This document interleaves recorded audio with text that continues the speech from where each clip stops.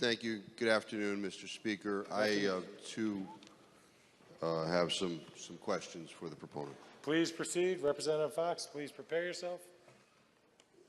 Sir, I've been listening to the debate, very scintillating all day here today, and I just want to get down to some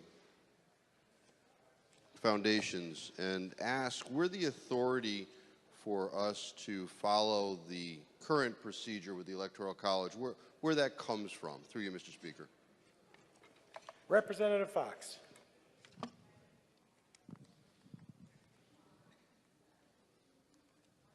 Thank you, Mr. Speaker.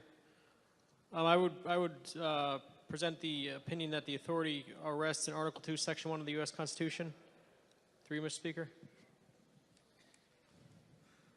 Representative Fishbein. Thank you, Mr. Speaker.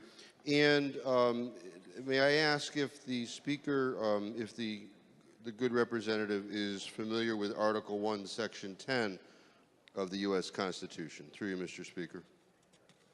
Representative Fox. I believe so. Through you, Mr. Speaker. Representative Fishbein. Thank you, Madam Speaker. Particularly with the provision that says that no compact between states is valid without authority of the U.S. Congress. Through you, Madam Speaker. Representative Fox. That's correct. Through you, Mr. Speaker. Madam Speaker. Representative Fishbein. Thank you, Madam Speaker. And am I to understand that Congress has not authorized us to engage in this compact? Through you, Madam Speaker. Representative Fox. Through Mr. Speaker, Madam Speaker, I presume, not presume, I would suppose that, I would state that congressional consent is not necessary for this compact to become effective. Through Mr. Speaker. Representative Fishbein.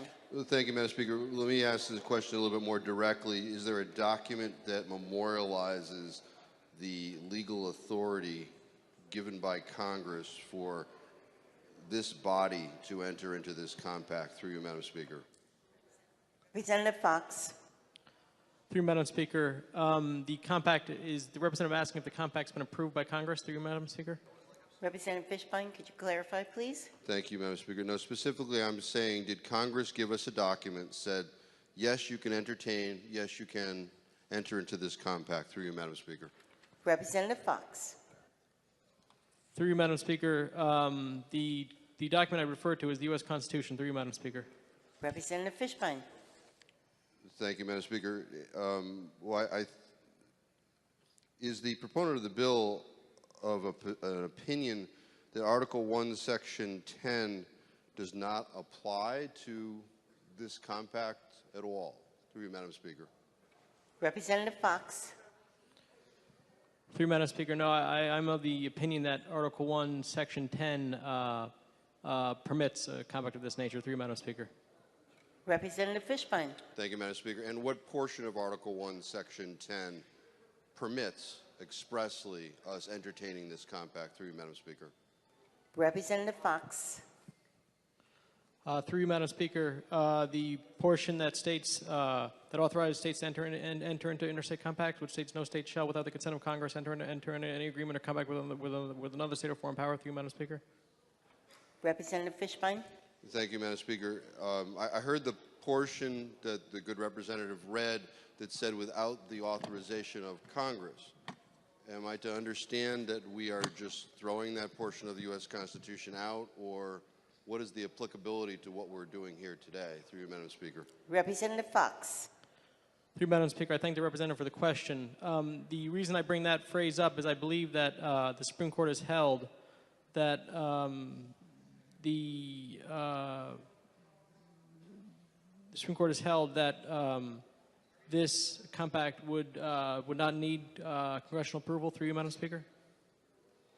Representative Fishbein. Thank you, Madam Speaker. And may I ask the good representative, what particular case did the Supreme Court say that this particular compact does not need the authority and authorization of Congress? Through you, Madam Speaker. Representative Fox. Through you, Madam Speaker, and I apologize. Is the representative asking where? Through you, Madam Speaker. Can the representative please repeat the question? I apologize. Through you, Madam Speaker. Representative Fishbein, could you please repeat your question? Sure. Thank you, Madam Speaker. If the good representative can please direct us all to the particular case that the U.S. Supreme Court said that this particular compact does not need Congress's authority. Through you, Madam Speaker. Representative Fox. Through you, Madam Speaker, I would direct the representative's attention to a case that was briefly discussed earlier, Virginia v. Tennessee, 148 U.S. 503 from 1893. Through you, Madam Speaker. Representative Fishbein. Thank you, Madam Speaker. And I've reviewed that case. And may I ask the Speaker, or the good proponent of the bill, where, anywhere in that case, the word electoral college, the words electoral college appear? Do they appear anywhere in that case? Through you, Madam Speaker. Representative Fox. Through you, Madam Speaker, they do not. That case involved a boundary dispute between two states. Through you, Madam Speaker. Representative Fishbein. Thank you, Madam Speaker. So my specific question previously was what particular Supreme Court case says that this body can deliberate and perhaps vote on this particular compact? Through you, Madam Speaker. Representative Fox. Through you, Madam Speaker, I thank the representative for the question. I believe I now understand what he's getting at. This compact has not been brought before the U.S. Supreme Court, so I presume that should it be brought before it may be a matter of first impression. Through you, Madam Speaker. Representative Fishbein. Thank you, Madam Speaker. And just so that those that are watching, a matter of first impression is one that our courts have not addressed. Through you, Madam Speaker. Representative Fox. Through you, Madam Speaker, that's correct. The U.S. Supreme Court has not addressed the validity of the underlying compact. Through you, Madam Speaker. Representative Fishbein. Thank you, Madam Speaker. And am I to understand in my review of Virginia versus Tennessee that case solely had to do with the charters of those two states and where those two states, where their borders were? Is that a fair interpretation? Through you, Madam Speaker. Representative Fox. Through you, Mr. Speaker, that is correct interpretation. Through you, Mr. Speaker. Representative Fishbein. Thank you, Mr. Speaker.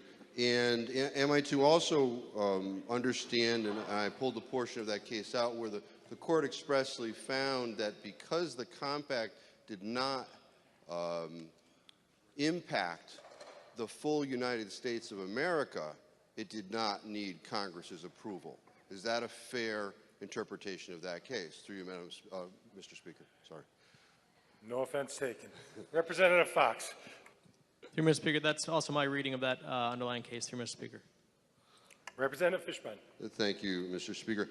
And just to take that forward, is the good representative aware of the case out of Kentucky, Dixie Wholesale versus the Commissioner of Revenue Services, which is 278 Kentucky 78. It's a 1939 case.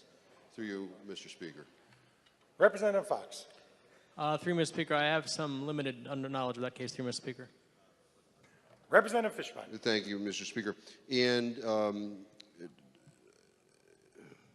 the limited knowledge, does it extend to the fact that that was a compact between Kentucky and Ohio for the reporting of those that were buying cigarettes in Kentucky so that Ohio could tax them? Through you, Mr. Speaker.